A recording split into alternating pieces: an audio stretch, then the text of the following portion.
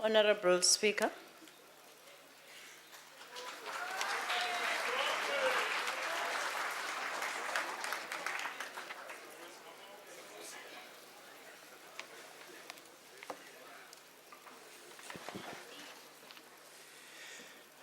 Honorable Deputy Speaker, honorable members, esteemed guests, members of the Diplomatic Corps, a good afternoon to you all. Deputy Speaker, as we near our 20th year of democracy and freedom and the end of the fourth Parliament, there is a need to reflect on the path that we have traveled. As we do so, we also need to be mindful to balance critical comment with recognition of the amazing achievement South Africa has made thus far. Nearly 20 years ago, Nelson Mandela, speaking from this very house, stated, and I quote, "The purpose that will drive this government shall be the expansion of the frontiers of human fulfillment, the continuous extension of the frontiers of freedom, and the acid test of the legitimacy of the programs we elaborate, the government institutions we create, the legislation we adopt must be whether they serve these objectives.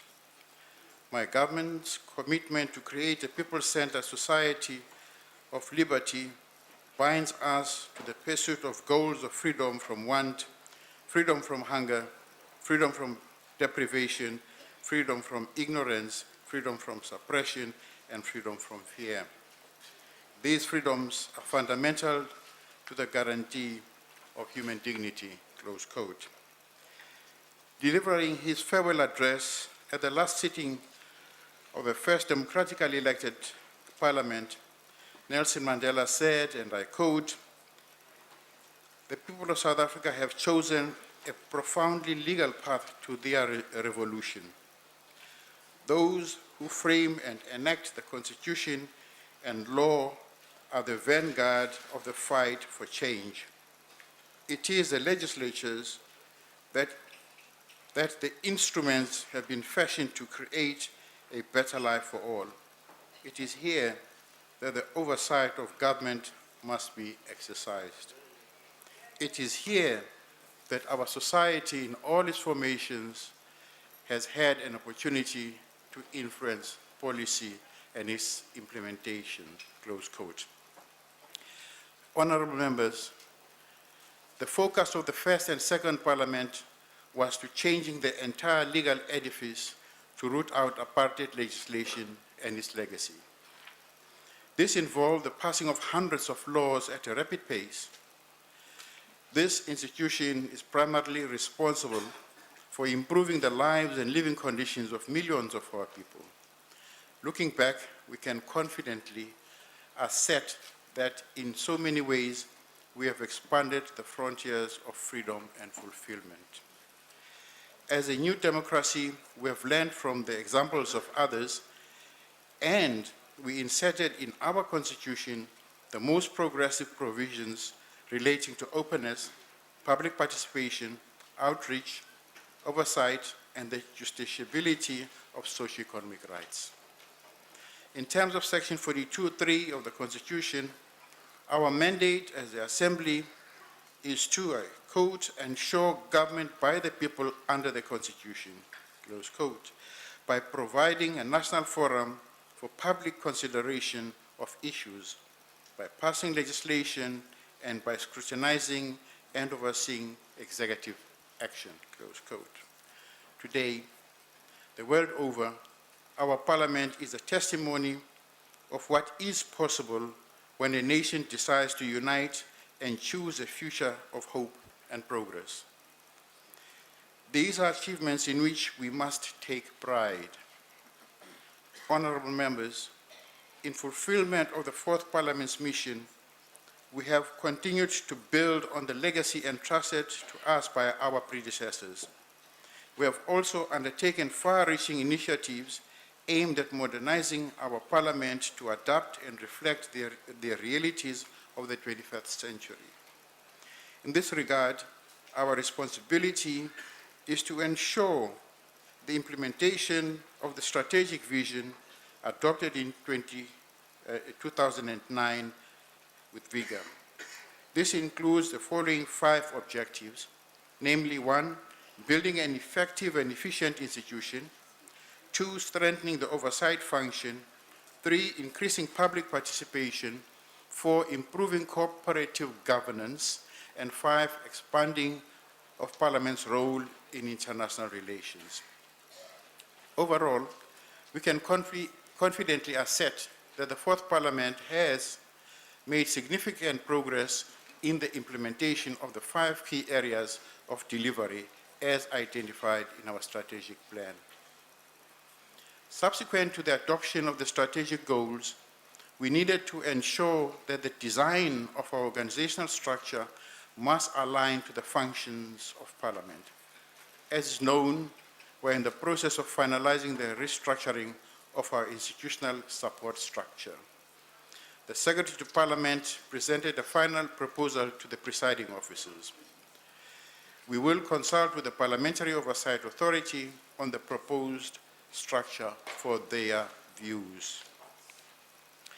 Honorable members, during this term, we have undertaken an ambitious project to develop and refine our structures, procedures, and proceedings. We needed to ensure that the rules do not hinder us from delivering on our mandate, but assist and facilitate the smooth functioning of the House in line with the Constitution. The review includes, amongst others, mechanisms to ensure that public inputs find expression in our processes, proceedings, and our work. We have to complete the review process before the end of term of this Parliament for us to leave a legacy of renewed and implementable rules for the next Parliament, the 5th Parliament. Thus far, 9 chapters have been completed, and the team will be engaging with parties to obtain their views on the completed chapters. Honorable members, in the last year, there have been an unprecedented number of challenges to the rulings of presiding officers, not only in the House, but also in the courts. In the Western Cape judgment of Likota versus the Speaker, it was pointed out, and I quote, "The task of controlling debates in Parliament requires particular skills and is best dealt with by the presiding officers who are appointed for the purpose. A court should be loath to encroach on their territory and to do so only on the strength of compelling evidence of a constitutional transgression," end quote. In matters of Mazibuko versus the Speaker, the courts again warned that because of unnecessary litigation by members against Parliament, and I quote, "There is a danger in South Africa, however, of politicization of judiciary, drawing the judiciary into every and all political disputes, as if there is no other forum to deal with the political impasse relating to policies of disputes which clearly carry polycentric consequences beyond the scope of adjudication," close quote. This is a warning we should well heed to ensure that the foundations of our democracy remain strong and each arm is able to fulfill its constitutional roles and mandates. I urge members to take advantage of the review of the rules process for us to address shortcomings that members may have identified and to ensure that the rules are adapted and appropriate to our changing circumstances. Honorable members, lately it appears that at different times the mood of the House has strayed quite far from the flexibility, accommodation, and balance that ideally ought to exist. My task as Speaker is to ensure that the intensity of feeling expressed around some issues is contained within the bounds of civility without infringing on the freedom of speech that members enjoy. All members will recognize that ultimately the Speaker must depend on the collective and individual self-discipline of members to to maintain order and foster decorum. My authority to enforce the rules depend on the cooperation of members of this House. Regrettably, there clearly is a need to clamp down on unbecoming conduct in the chamber. This is a matter that I wish to take up with the party whips in the coming weeks. Honourable members, committees are an extension of the House and thus perform their functions on behalf of the House. They are also the primary vehicles for oversight and increasing public participation in the legislative and other processes of Parliament. In the fourth Parliament, we are focused on enhancing the functioning of the parliamentary committees. We reviewed the nature and quality of support available to them, as well as mechanisms to implement the oversight and accountability model. In addition, the Secretary to Parliament has tasked former Secretary of the National Assembly, Mr. Kamal Mansoura, to lead a task team to develop interventions to strengthen committees and to enable them to function better. The terms of reference are being developed, and the House Chairperson, Honourable Frolik, will provide further details in his address to the House later today. Honourable members, the House will recall that in my 2012 budget speech, I reported to this House that I was concerned about the constitutionality and quality of the number of pieces of legislation that were returned to the National Assembly. To this end, a number of corrective measures have been instituted to ensure that our laws are at all times in keeping with the letter and spirit of the Constitution. We must take the utmost care to ensure that the laws shields and protects the most vulnerable in our society. I'm very pleased to report that a legal drafting unit has now been established in Parliament. Advocate C.R. van der Merwe was appointed as Senior Legal Advisor responsible for legislative drafting in February 2013. A further 3 parliamentary legal advisors were appointed in May, and 2 more candidates will commence duty in July 2013. We are already beginning to see the value of such a unit.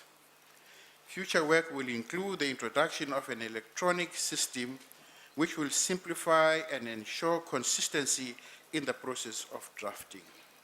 This will enable Parliament to make amendments to bills available to members and the public in real time. Again, Honourable Frolik will expand on this matter. Honourable members, the principle behind Parliament's oversight function is to ensure that policy is implemented in accordance with the legislative intent and upholds and responds to our people's aspirations. As members will recall, notable gaps in Parliament's oversight capacity were identified, which resulted in the development and adoption and oversight and accountability model. The task of the fourth Parliament has been to implement the oversight and accountability model to ensure that we entrench a culture of scrutinizing executive actions. Since the adoption of the model, we have noted a more coordinated and enhanced approach to oversight by committees and a deeper scrutiny of government expenditure and policies. I want to emphasize that our oversight must continue to focus on value for money so as to ensure that government does more with less. It is for Parliament to ensure that the needs of citizens are represented and articulated while service is enhanced and speeded up. In 1994, Madiba also warned that, and I quote, "Democracy itself cannot survive unless the material needs of the people, the bread and butter issues are addressed as part of the process of change and as a matter of urgency.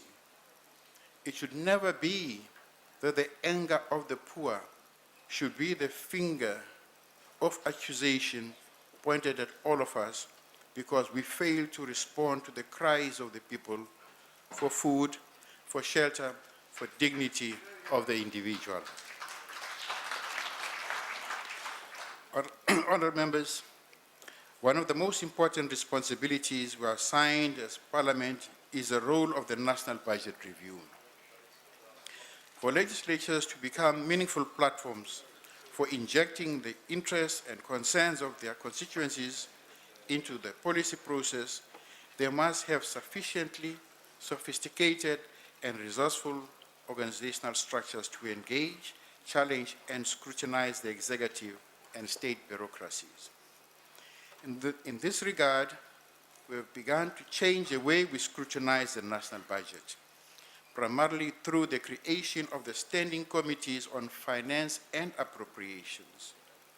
We have defined Parliament's powers to amend the budget so as to fulfill the demands of Section 77(3) of the Constitution, through the adoption of the Money Bills Amendment Procedure and Related Matters Act, which prescribes the procedures to amend the money bills. Members will know that Section 15 of the Money Bills Act makes provision for the establishment of a Parliamentary Budget Office. In February 2013, the Parliamentary Budget Office was officially launched to provide independent, objective, and professional research, advice, and analysis to Parliament on matters related to the budget and other money bills. The presiding officers have approved an initial structure consisting of 12 persons to provide technical support initially to the Standing Committees on Finance and Appropriations, while allowing further space for the identification of areas of improvement and refinement. I'm pleased to report that on the 4th of June this year, Professor Mohammed Jahed was appointed Director of the Parliamentary Budget Office. We wish him well, and we are confident that he will succeed in his endeavor. Honorable members, in support of Parliament's oversight role, our Constitution created institutions supporting democracy, the ISDSs. Members will recall that as per a resolution of this House, the Office Supporting Institutions of Democracy was established to link between Parliament and institutions supporting democracy. The Office has since provided invaluable support to the presiding officers, to portfolio committees, and to the institutions supporting democracies. Since the establishment of this office, which is in the Speaker's office and headed up by the Deputy Speaker, we have witnessed improved relations between Parliament and the institutions supporting democracy. They have also expressed their satisfaction with the support and encouragement received from the office. I wish to express our gratitude to the Chapter 9 and associated institutions for their contribution to embedding democracy and accountability in our country. Please continue to carry out your work in support of Parliament's oversight role with passion and vigor and integrity. Honourable members, the National Assembly is enjoined by the Constitution to provide a national platform for public consideration of issues and, most importantly, to ensure that the public views find expression in our work. As our Parliament has evolved, we have, however, turned our gaze to the quality and effectiveness of our public participation processes. Led by House Chairperson Frolik and working together with the South African legislative sector, we have undertaken an extensive process of engagement which includes civil society to reframe our participation approach. In doing so, we remain cognizant that public participation is not about one big push at a certain time and place, but a continuous system of engagement which needs to be constantly refreshed and renewed. I am, however, concerned that the development of the public participation model is taking far longer than anticipated. I therefore urge members of the task team to complete the work before the end of the term. Ideally, they should conclude it before we adjourn this session. Honourable members, it is in Parliament where debates of national interest should be raised and discussed. Parliaments have to be at all times relevant about the subjects they address. This, however, does not mean that every spare minute of every sitting must be filled with whatever is on the front pages of the newspapers, important as that is. If we fail to discuss subjects of imminent salience, we risk becoming out of touch and out of reach with the country at large. It is for this reason that I decided to actualize the powers of the Speaker to grant permission for debates that are of national importance and in the interest of our people. I am also pleased that parties have agreed to reintroduce a rotation system to ensure that all parties have the opportunity to place issues of national importance on the agenda of the House for debate in the House. I have also thought it prudent to increase the speaking time of smaller parties from 1 to 3 minutes to afford honourable members more opportunity to make meaningful contributions to these debates. I wish to thank all political parties for their cooperation and support in this regard. Deputy Speaker, the report of the UNDP on the rise of the South maintains that increasingly global development challenges are becoming more complex and transboundary in nature. In his address to the Third World Speakers Conference in 2012, United Nations Secretary General Ban Ki-moon correctly stated that, quote unquote, all politics is local. As part of the collective of the world's parliament, we have continued to add our voice in calling for the major international institutions, such as the Bretton Woods Institutes, to be more representative, transparent, and accountable. We continue to work with international parliamentary bodies, such as the IPU, to build a closer and more effective relationship between United Nations and parliaments. We must persist in this cause as we stand to benefit more in promoting global democratic accountability. This is in line with the Millennium Conference of Presiding Officers Declaration that called on parliaments and their members to assume increased responsibility in international relations, play a more active role at the national, regional, and global levels, and generally reinforce parliamentary diplomacy. Although Section 231(1) of the Constitution provides that the negotiating and signing of all international agreements is the responsibility of the executive, Section 231(2) provides that such agreements bind the Republic only after it has been approved by resolution in both houses. While decisions of a technical, administrative, and executive nature does not need the approval of the House, this must be tabled in Parliament within a reasonable time. According to the DIRCO Guide and procedures for depositing and binding agreements, agreements are only technical, administrative, or executive nature if they have no extra budgetary financial implications or do not have legislative implications. This is an important aspect of oversight that we have not paid sufficient attention to.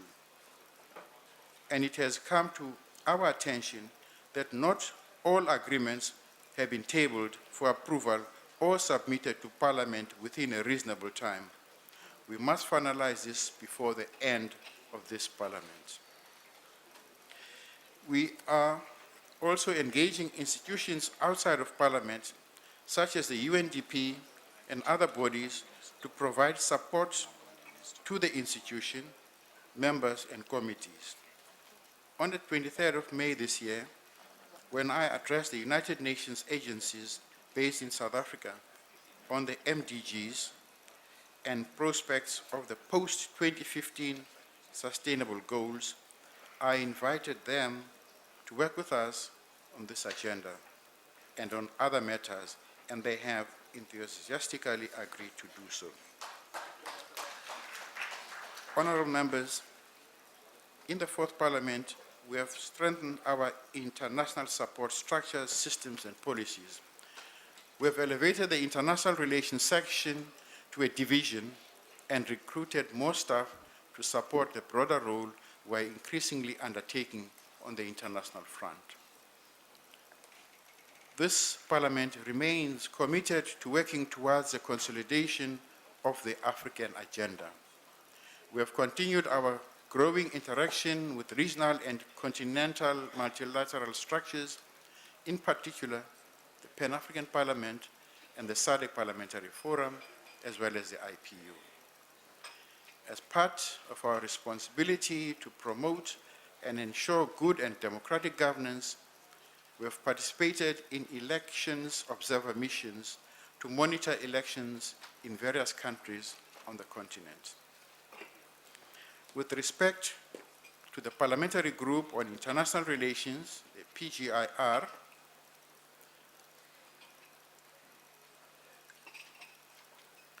I have registered my concern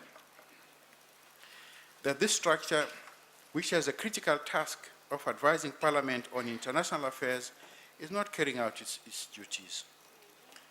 This is in the main due to poor attendance of scheduled meetings and the failure to form quorums for important decisions. This state of affairs clearly points to a lack of discipline by members, and the situation cannot continue. And I therefore urge the party whips to address this matter in their caucuses as a matter of urgency. Honorable members, the Constitution requires of us to work cooperatively with different spheres of government. To this end, the presiding officers have continued to meet regularly with the provincial speakers within the Speakers Forum to promote cooperation and to develop best practice and benchmarks for the legislative sector. With the support of the EU development funds, the Speakers Forum has implemented a number of initiatives and programs to enhance the capacity of legislative sector. In May, we hosted a very successful international consultative seminar with the European Parliament, which was attended by its president, Mr. Martin Schulz, and speakers and representatives of the SADC parliaments, such as Mauritius, Seychelles, Tanzania, Namibia, and Swaziland, and on the role of parliaments in economic development and transformation.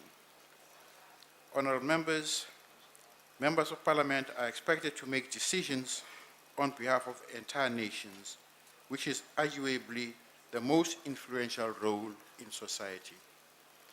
This, therefore, requires that we ensure that our members have the requisite knowledge, skills, and abilities needed to discharge the responsibilities of this role.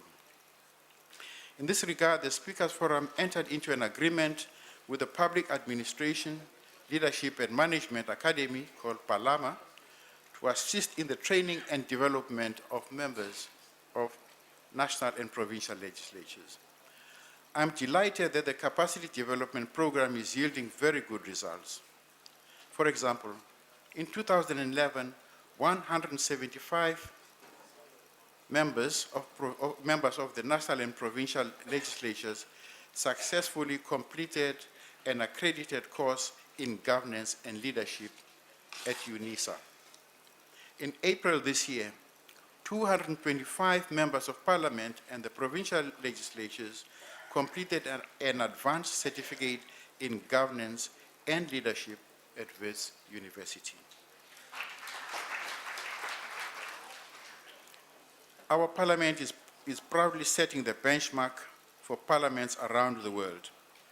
A study conducted by the Interparliamentary Union in 2010 on the current state of knowledge concerning formal and informal capacity building programs for parliamentarians found that South Africa and India were the only countries in the world which encouraged and supported their members to undertake formal tertiary studies.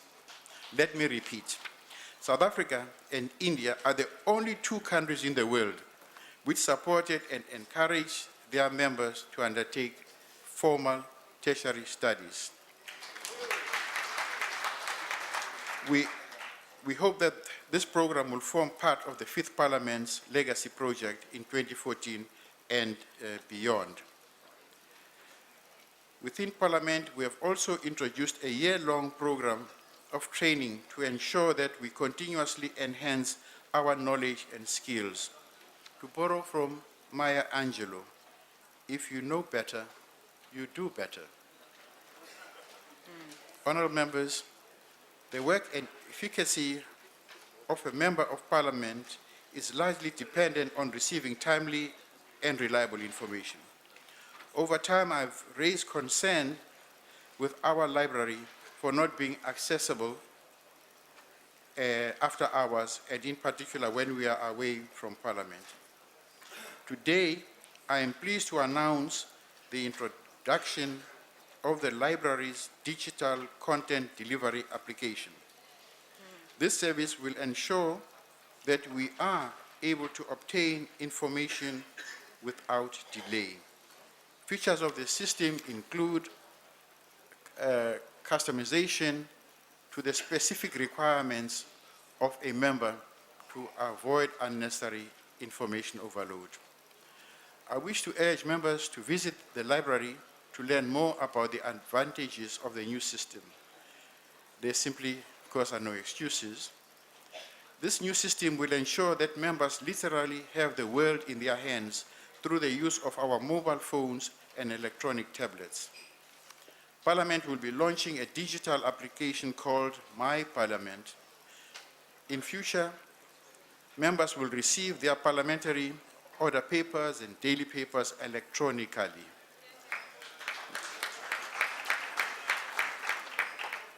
Not only will we be saving the environment by saving trees, but we'll also cut back on the tons and tons of papers that we circulate every day.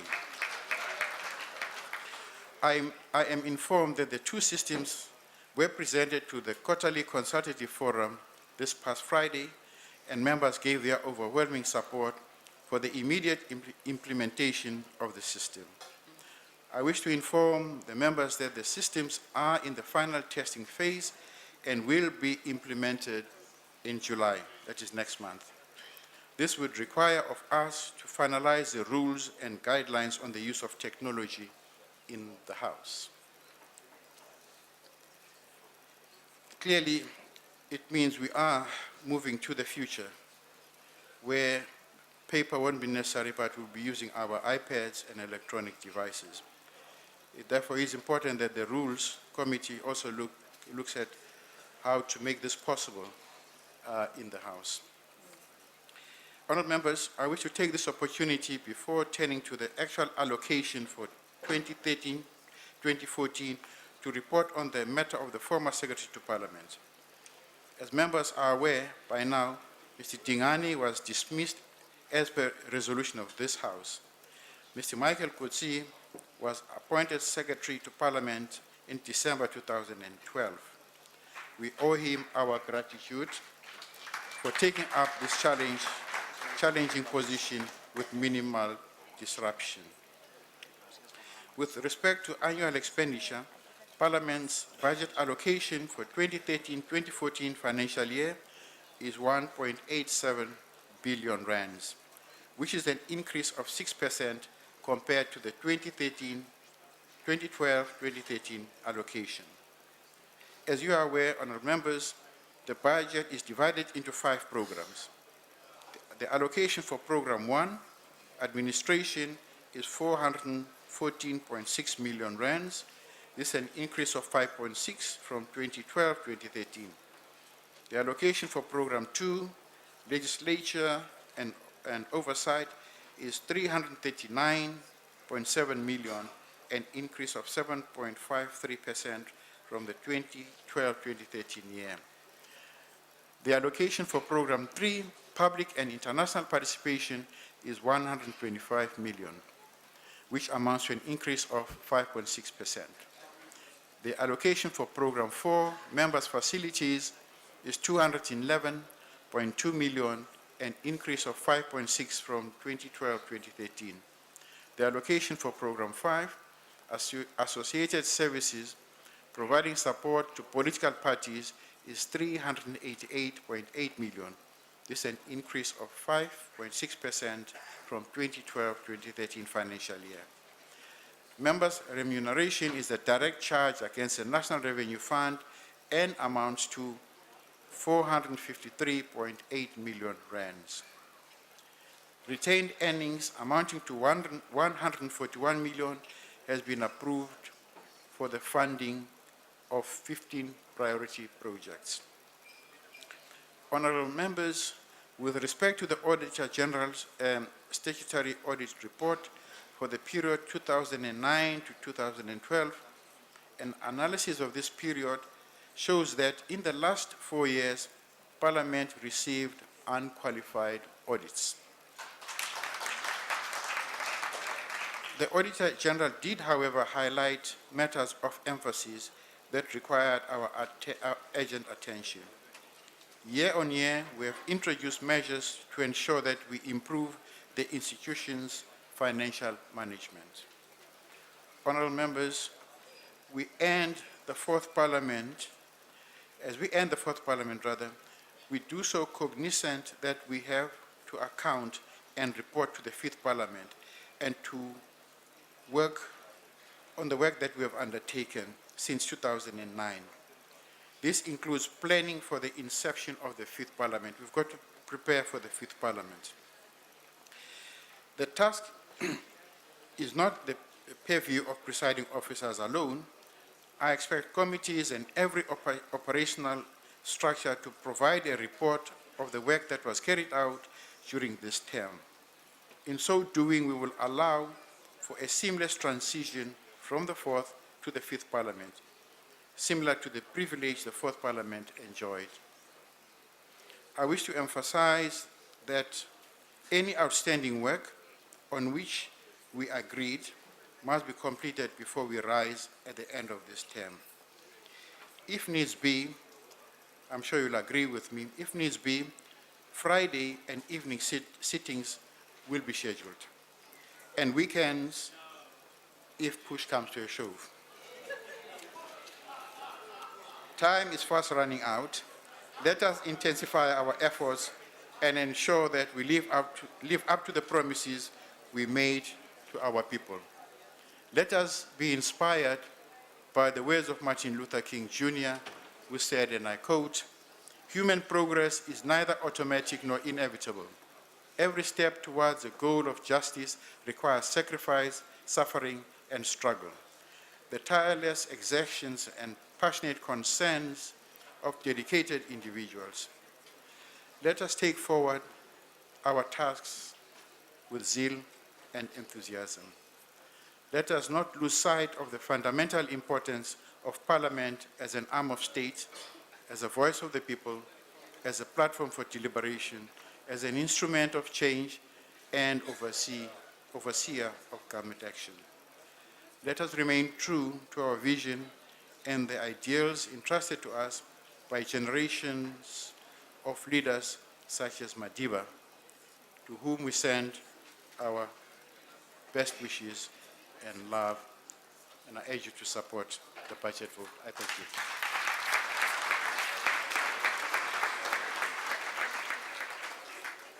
Thank you, Honorable Speaker.